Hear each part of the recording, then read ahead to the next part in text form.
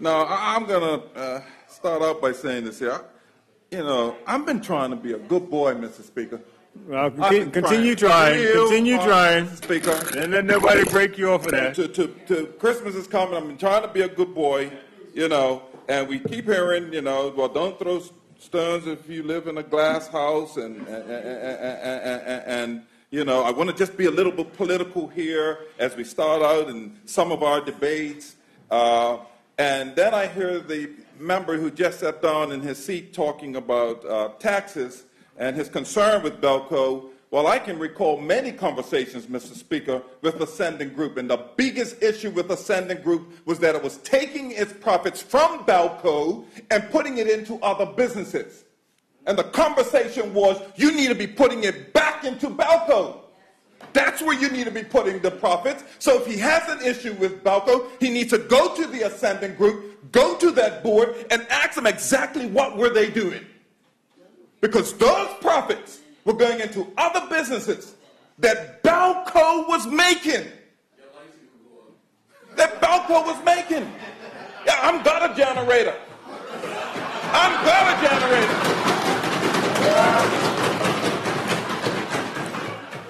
Because if the honorable member is looking at my house and knowing where it is, I know that switch will get switched real quick.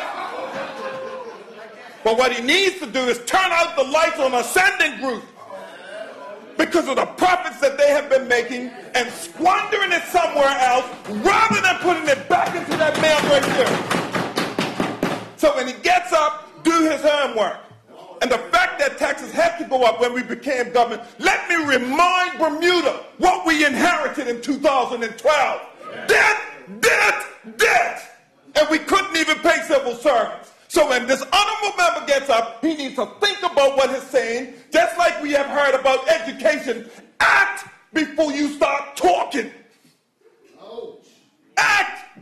Do something about it. Nobody wants to hear about yesterday. People are concerned about here and right now. That's why I supported this reform thing, because if we can get somewhere, let's do it. But how many times do I have to remind this honorable house the debt that we inherited? I'm glad to see the honorable premier coming in here to hear this here. The debt that we inherited. Listen, they inherited a government, Mr. Speaker, of $160 million in debt and put it over $1.5 billion. Over. Okay? And so when we became government, it would have been easy to try and handle that, but it takes billions to take care of billions. Oh yeah. This is no excuse, but when you can't pay civil servants, something got to happen. Guess what they have inherited? An economy that was turning around. That's what they have inherited. So I glory in the spirit at the opportunities that they do have. So let's switch off from that and let's talk about why the honorable member, he's not here in the seat right now, Manis, that's all right. But I'm glad that you're in your seat right now. Members, only one person talking. So, just one member talking. Go on about these 100 things, and the honorable member was asking for an apology because it was said that not even a whimper was said or statement made about those units, which is untrue. That's what the apology was being asked for. And so we heard the honorable minister get up and say that he wants to know what was going on. Well, I am encouraging this minister, after he made his statement, by now he should know what was going on up there. I want to know, too, what was going on. Why in the world and who negotiated that price? I got a feeling who it was, but I want him to find out who negotiated that price. Because it was negotiated. They flew away. They negotiated. And I want to know, Mr. Speaker, the contractor who had that project subcontracted a Bermudian to build those units. He also was given, without even a contract being signed, a multi-million-dollar project to fill that landfill up there. Nothing was signed. But guess what happened, Mr. Speaker? Because the then government ran ahead and allowed this man to start working on Cross Island without a contract. Because when PLP was government, they went ahead and started paying him to get work done without a contract. So I'm saying investigate it. I want you to go and look at why and what was spent. Because I know that the subcontractor, Mr. Speaker. Point of order, Mr. Speaker. Take your point of order. I think the honourable member is misleading the House. Cross Island, or whatever you call it, the land reclamation, did not start under the PLP government. Chair. Mr. Speaker, Continue. what I said was they contracted the gentleman who was doing the apartments, those 100 units. They also took him on to do Cross Island development. They took him on. So I don't know what he's talking about. All he has to do is go. I'm not naming the name of the company. Point of order, Mr. Speaker. Two things. You can refer to members that you don't know what he's talking about. You can't refer to members like that up here. And number two, the project did not start under the Progressive Labour Party government. We're not talking about who it started under. We're talking about who gave the contracts. And under what government the contracts were given. Under what government the contracts were given. So all I'm saying is just saying, what are you talking about? Why don't you find out? Your minister's supposed to find out. Find out. I am saying have a full investigation on what took place up there. And I guarantee you this, Mr. Speaker, eyes will open. Eyes will open. Members, I need to hear one voice. One voice. Eyes will open, Mr. Speaker, because we understand it didn't cost that much to build them. That's what we're hearing. That's why I'm saying it's important to have an investigation, because we're hearing that they didn't cost that much. So I'd like to know where that money went to as well. I'd like to know where that money went as well. As well, Mr. Speaker. So, I get, we can get exercise over going back and forth, and the honorable member is calling for, he wants to understand and know what was going on. Yeah, well, we all want to know what's going on. I can go back to many projects, Mr. Speaker, that we all want to know what was going on about. Certainly, Mr. Speaker. And we're talking about dollar values. We had a Grand Atlantic that's still empty today. How much interest are we paying on that? Still today, completely empty. I understand there was hundreds of people who applied. Hundreds of people who applied. And wonderful, thanks to us. And you know what? This is amazing. You build a unit and you can't sell it, and you blame somebody else because you can't sell it. You blame somebody else because you can't sell it. All right, members. You took on the responsibility to have a concert, and because nobody showed up, you blame everybody else. What is wrong with your campaign? What is wrong with your campaign team? Come on now. And a unit, and units that cost over $400 and something a square foot. If I take a look at the numbers, back then, 12 years ago, whenever it was done, construction costs per square foot was way below that. Concessions were given, and this was low-cost housing, and to this day, we don't have anybody in those units. I would venture to think that when they went for financing, it didn't pan out.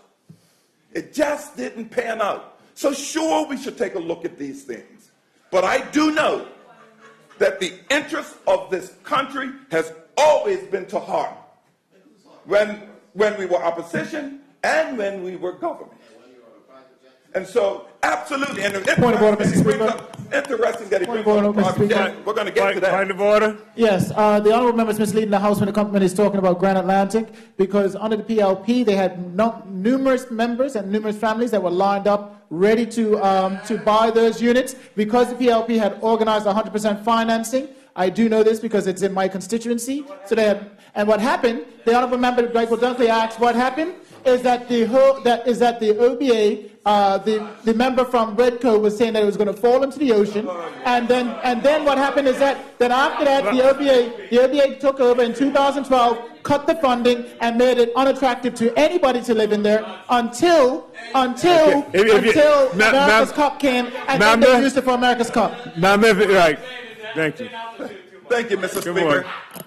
You know what? I heard a saying the other day from a PLP member said, stay woke. Bermuda, stay woke. Okay? Okay? We heard that here in this house being said. I want to make sure that Bermuda is awake on every issue that's going on. I'm not afraid to stand behind where we are. Yeah, I heard the honorable member, and this is the honorable member interpolating that built the units that we can't still to this day fix. So I hope in the second time around that he fixes it. I hope he fixes it. That's what he's there for. Fix the problem that you created in the first place.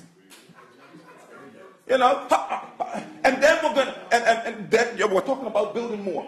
When people are trying to rent the places right now, Mr. and Miss Bermuda is trying to fill the place up and rent it out, and we're going to still build more units. Yeah, and this is the stimulus. Amazing that you can be the architect of something and you can't sit down with Bermudians who will listen. Reasonable Bermudians, I'm sure, apply for those places, and you couldn't convince them that those places were okay. Couldn't convince them that those places were okay. And absolutely, Mr. Speaker, we can go on and on and on and on and talk about the many projects that cost the taxpayer so that by 2012, we were in a hole where we couldn't even pay people. And that wasn't done by this government. But we stayed, and America's Cup, I love the fact, Mr. Speaker, that America's Cup keeps coming up. America's Cup, America's Cup, America's Cup. Well, the last time that I went to America's Cup, it was a whole lot of Mr. and Miss Bermuda working up there, getting publicity for the work that they were doing. And to this day, Mr. and Miss Bermuda is benefiting from it. All you have to do is read the newspaper and see young people who are benefiting from that. $300+ million back into the economy. Black Bermudians were benefiting. Black Bermudians. If you can't read a newspaper, then something's wrong with you as an MP. Because they're in the paper. All right? So, Mr. Speaker, we need to get beyond this stuff. But if the honorable minister is going to get up and start scrutinizing without doing his homework, go do your homework. Act before you start, running your mouth. Act. Act. Act. And the honorable minister, when he went to talk about plane rides, well, I can tell you, Mr. Speaker, the number of plane rides. Just yesterday, I had a meeting with one of the exempt companies, and they said categorically, outrun the number of times that their former premier, asked for their plane to go take rides. Several times. In fact, Mr. Speaker, I'll bring it to you and present it to you. I have a picture sent to me of a plane ride, and the honorable minister, who I've been talking about, knows about this plane ride, where they ran away on this plane. Okay? Not him, but he was there to pick up the goods. He was there to pick up the goods that came off the plane. Oh, yeah. With the regiment truck. So be careful what you pray for and get up here and start running your mouth. And tons of rides, Mr. Speaker, and they didn't even pay for it. Didn't even pay for it. Didn't even pay for it. Okay? Oh, but guess what? Taxpayers here paid for it. Taxpayers on this island paid for it. I just told you one of the exempt companies who talked about PLP and the number of plane rides. So we're going to get to that, and we're going to get to Four Seasons coming real soon. It's coming, but we're going to save that for the new year, Premier. We're going to save that and the contents of that for the new year. So put on your seatbelt, because Christmas is going to be long. Okay, so Mr. Speaker, this is what I'm looking for. I have always been a fair and equitable guy when it comes to the House, wanting fair debate. But what I continue to see is not initiated from here, personal attacks from over there. And when you respond, Mr. Speaker, oh, woe is me. Woe is me. Woe is me. The boogeyman has come out. Well, let me tell you something. The negativity that I continue to hear, you are creating your own boogeyman. And the more that we continue to talk about wealthy white people who have, guess what? The frame of mind is that we will never have. Okay? Oh yeah, we're always inferring certain things. I'm black just like them. I know the inferences. So don't sit in this house and infer things and think that some of us over here ain't as Beckerton as you. And you keep on that. And what you know, Mr. Speaker, what's interesting? The premier's over there laughing. And the premier is making misleading statements, telling the Bermuda, oh, well, we got 10 ministries, but he forgot to say, but we're paying for 12. Just misleading the public. Misleading. So I hope, Mr. Speaker. Point of order, Mr. Speaker. I hope, Mr. Point of order, Mr. Speaker. Take point of order. I'm going to give the honorable member a little bit of time before he, pops a blood vessel in his brain because he's going a little bit too much. Just talk to the speaker. Talk to the speaker. It's just very. Talk to the speaker. It's just very simple. There are 10 ministries in government, Mr. Speaker, and there are 12 ministers, but there are 10 ministries in government. That is the fact. There is nothing misleading about saying that there are 10 ministries in government, a number that no one on that side ever got to. Bermuda, just as you read in the newspaper how things are escalating, how issues are escalating, Bermuda is not stupid. They are not. Bermuda is not. Members. And so, Mr. Speaker. Members. Listen, Mr. Speaker, I'm grateful to hear the tabulation because you want to know what, Mr. Speaker? I know they know what it means to go down to at least 7. Okay? I know they know. They know. Oh yeah, 7 members. Oh yeah, PLP has been there before. You all right? So you never count out the opposition. Continue on. I've seen it before. Continue on. But the people of Bermuda are already starting to respond.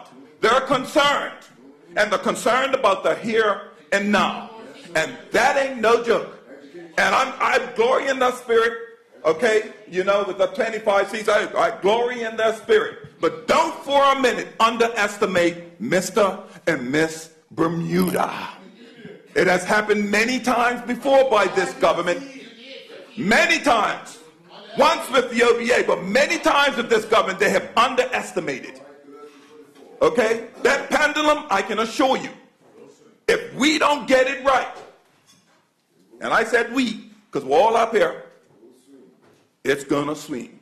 And when it comes back, be careful. So yeah, we can talk about situational ethics, and I would hope, Mr. Speaker, that when people want to get up and use references like situational ethics, that they really, really understand those kinds of terms. Because there's a whole lot of situational stuff going on. There's enough of it going on, and immediately when I say something that is, middle line, all we hear, just the other day on motion to adjourn, we say, well, everybody was cool. What did we have to be put up with? More attacks, and personal attacks at that. What for? You are not stimulating the economy by attacking somebody. You are not getting jobs back on the table by having to refer to this person and have interpolations in the hallway, calling people racist and the likes. What are you fixing? You certainly aren't fixing what the people of this country are looking for you to fix. They could care less what you personally think about somebody over here. What they want is their situation fixed. And in those, and in the spirit of working together, we support what's good. But I can assure you that maybe Santa Claus won't be so nice to me because I'm being a little bit of bad right now. But you know what? I'm up here working just like everybody else here in the interest of this island. Some members just don't like that because we so-called in the Westminster system sit on different sides. I can assure you, I'll be more than happy to sit in just about every single one of them's home and have an eggnog with them. But the minute you get personal, and I'm saying this to the premier, the minute that it gets personal, when he said to me, look, he didn't say my name. He said, look, get your people in line. Get your people in line. Because I can assure you, you look at this team here, I got plenty to complain about. It ain't no shortage of talking over here. Ain't no shortage of talking over here at all. Complain. You see, you see? They still don't get it. Still sifting through the dark cloud of whatever's in their head. They need to clean it. Okay? Talking about getting personal. Like I said, the shot was over my ball. If you think you're going to shoot over my ball, and at some point in time, it's not going to come back, you might shoot a bullet, but a bigger one's coming back. And if you shoot a bigger one, then a missile's coming back. This makes no sense. Makes no sense with what we're going through.